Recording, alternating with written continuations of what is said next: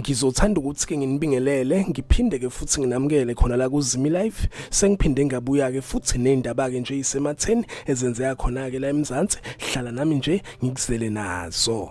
So namhlanje ke mbukeli ngiphethe udaba ke nje olushaqisayo oluthinta kusisi wasemtubatuba owavelelwa inkinga engajwayelekile. So usisi wabhalela ke bakwaThuleleni TV ukuba ke beze lapha eMtubatuba bezobona ke lesimo abhekene naso. Nangempela ke iThuleleni TV yahamba ke aya ke eMtubatuba babeke sibeposta ke lapha einkundleni zokuxhumana beposta ke isimo usisi abhekene naso. Ngixolise ukumbiza ngosisi amagama akhe njengamanje bebengakawavezi into ke lapha iThuleleni TV efike ke yayithola lapha eMtubatuba bathola ukuthi ke usisi uneminyaka ewu31 kodwa ke ebusweni nangendlela akabuya ngakhona ubukeka sengathi ke usewumuntu omdala oneminyaka ewu8 noma ke u90.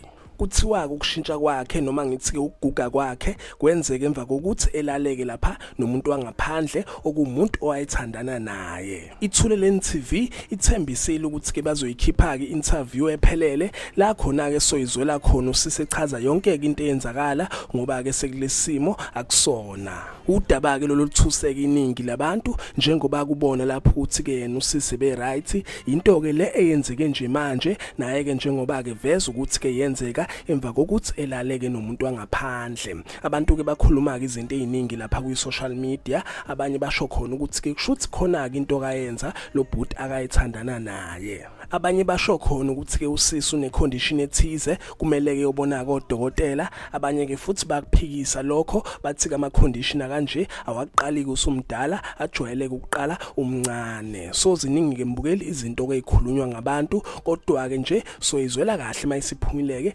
interview ephelele kuyena ke lapha uThuleleni TV. So injalo ke mbukeli into ke le engajwayelekile and into ke le ethuseka iningi labantu. Yizo ke lezi ke mbukeli ade ngiphathele zona namhlanje ngiyophinda ke futhi ngibuye nezinye ake ngithi ke nje danke ngiyazi bongela.